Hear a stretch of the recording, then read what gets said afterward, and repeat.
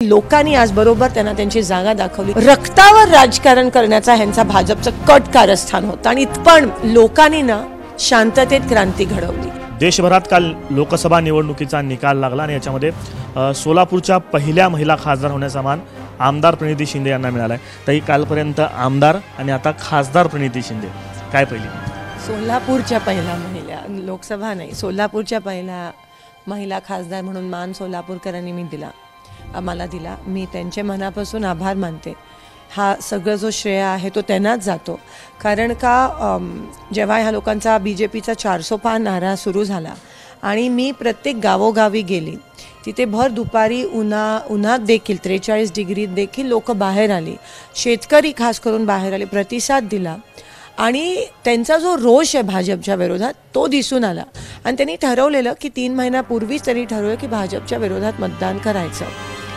जी हिम्मत मला ह्या सगळ्या 400 पारचा नारा आणि एवढं सगळं होणार आहे त्यांचं हिम्मत जर मला कोणी दिली असेल तर ती त्या लोकांनी सर्वसामान्य शेतकरी, कामगार, महिला, ग्रामस्थ ह्या सगळ्यांनी ती हिम्मत दिली की लढा तुम्ही, आम्ही सगळे तुमच्या पाठीशी आहोत आणि भाजपला काही पण करून ह्यावेळेस आपण धडा शिकवणार आहोत।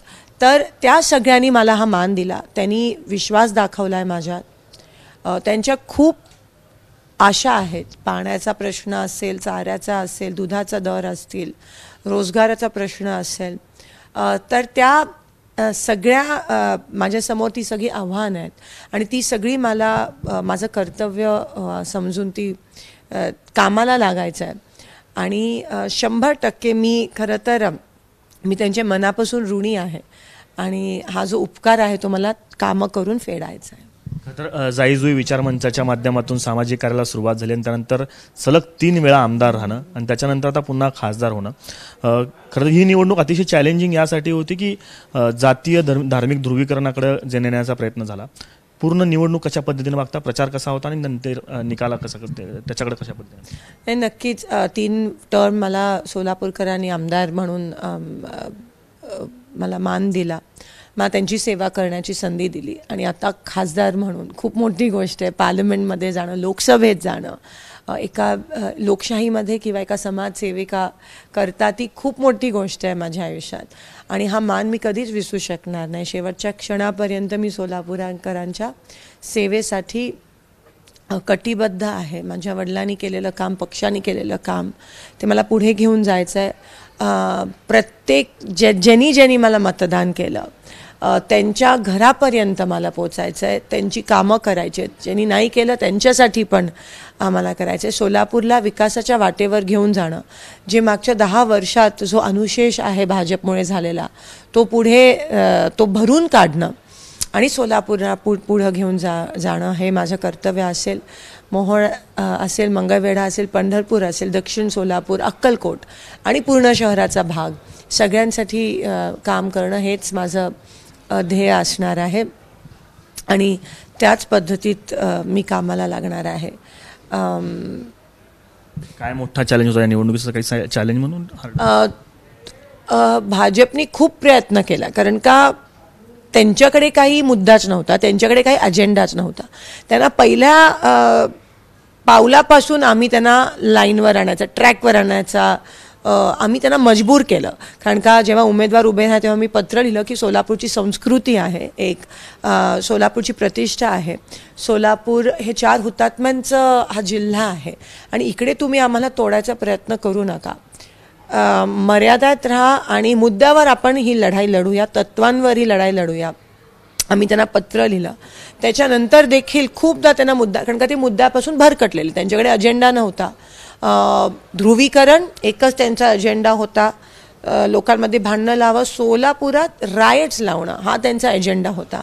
मला इन्फॉर्मेशन होती की शेवटी त्यांनी खूप प्रयत्न केला आमच्या सोलापूर भडकवण्याचा, सोलापुरात दंगल घडून आणण्याचा त्यांचा कट कारस्थान होतं। एवढ्या खालच्या लेवलला जाऊन या भारतीय जनता पक्ष आणि त्यांच्या नेत्यांनी काम केलं आहे, हे मला किळस येतो आहे आणि मला वाईट वाटते की आपल्या देशात सत्ताधारी पक्ष एवढ्या खालच्या पातळीला येऊन कसं असं काम करू शकतो। ह्या पद्धतीत लोकांमध्ये कसं तुम्ही भांडणं लावू शकता किंवा देशाची जी मजबूती, आपल्या देशाची ताकद, ही एकता आहे, ती बिघडवण्याचा प्रयत्न या भारतीय जनता पक्षाने हा एवढा मोठा पाप केला आहे. मी इलेक्शनमध्ये सगळं बोलू शकली नाही, पण आता मला खरंच हे कुठेतरी एवढं वाईट वाटलं की त्यांनी कीड लावली आहे आणि ती कीड आमच्या सोलापुरात आणण्याचा प्रयत्न केला. खूप त्यांना डायरेक्शन्सच होते. आमचं पोलिंग चाललेलं, माझं पोलिंग चाललेलं आणि मुद्दामून येऊन ते नारेबाजी करत होते जेव्हा पोलिंग चालू होतं. आणि मला CP पण, मला बरेच पोलिसांचे पण फोन आले की मी त्यांना सांगितलं की हे असं करतायत आणि त्यांना ताकीद देण्यात आली उमेदवारांना की तुम्ही जा इथून, जर सोलापुरात काय बरं वाईट झालं तर आम्ही जबाबदार नाही राहणार, असं प्रशासनाकडून पण त्यांना ताकीद देण्यात आली.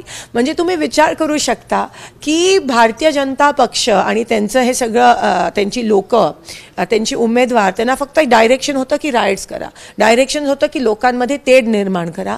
कामाबद्दल पहिल्या दिवसापासून ते शेवटच्या दिवसापर्यंत ते बोलले नाहीत. आमच्या सोलापूरकरांची दिशाभूल करण्याचा प्रयत्न त्यांनी केला, ध्रुवीकरण करण्याचा प्रयत्न केला, आमच्यातच भांडणं लावायचं आणि रक्तावर राजकारण करण्याचा ह्यांचा भाजपचं कट कारस्थान होतं. आणि इतकं वाईट वाटतं. पण लोकांनी ना शांततेत क्रांती घडवली. मला शेतकऱ्यांनी फोन करून सांगितलं की ताई काळजी करू नका, निश्चिंत राहा. रोज मला फोन यायचे की आम्ही शांततेत क्रांती घडवणार. आणि तसंच लोकांनी करून दाखवलं.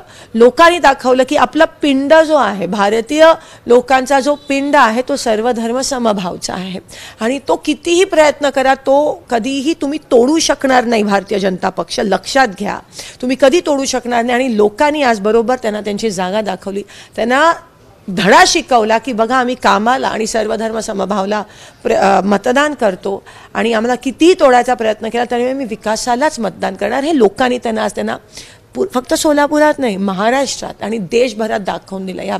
ह्या खालच्या पातळीला गेलेला भारतीय जनता पक्षाने. आणि म्हणून मी लोकांचे मनापासून आभार मानते की तुम्ही आम्हाला परत हिंमत दिली, परत दाखवलं की लोकशाहीमध्ये, लोकांमध्ये आणि त्या एका मतदानात केवढी ताकद असते, हे लोकांनी त्यांना दाखवून दिले.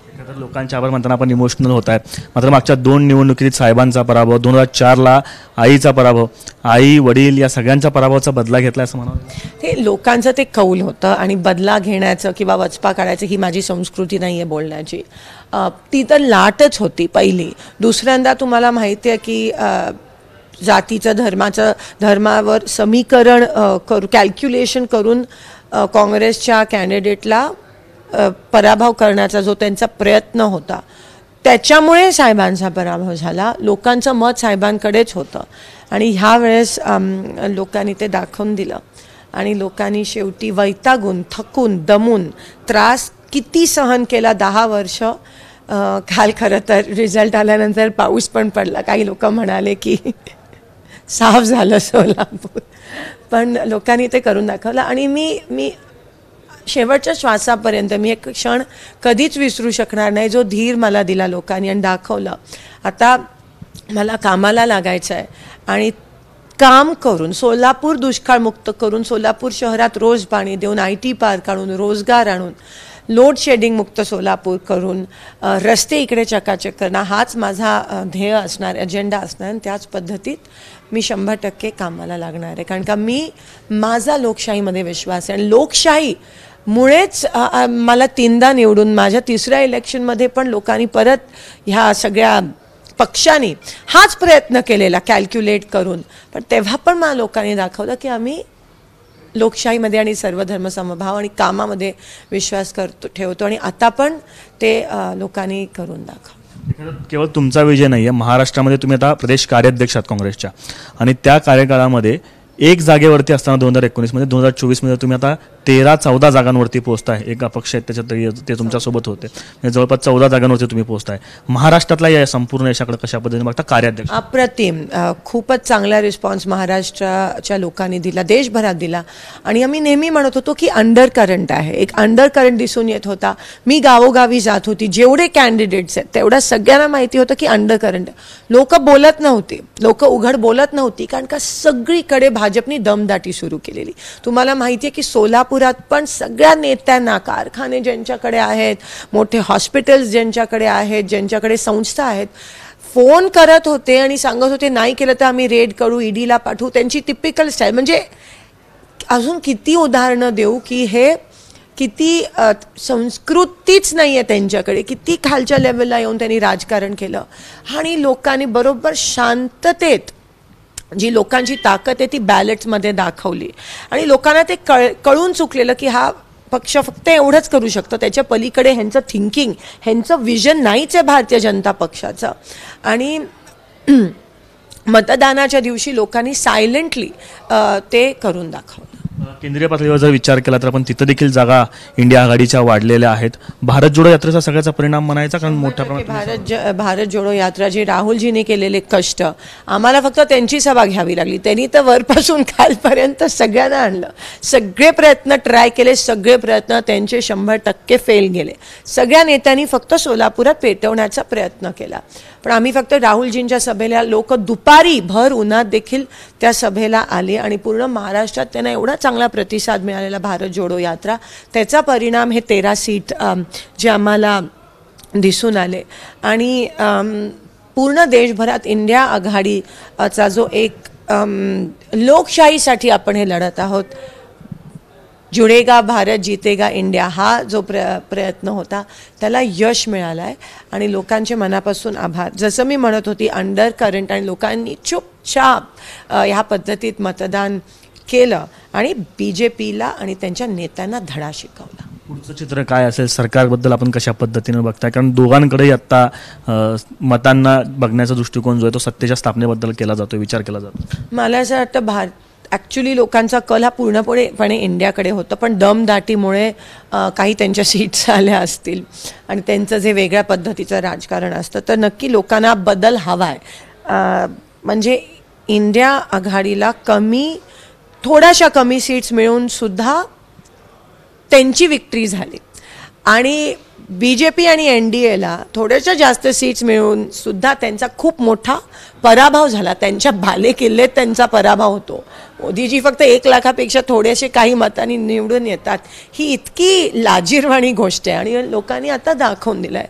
तर नक्कीच जो स्थिर एक सरकार देऊ शकतो, जे कधी खोटं बोलत नाहीत, जे शेतकऱ्यांना वेठीस धरत नाही, जे ईडीची भीती दाखवत नाहीत, जे सर्वसामान्यांसाठी काम करतात, जे महागाई वाढवत नाही, जे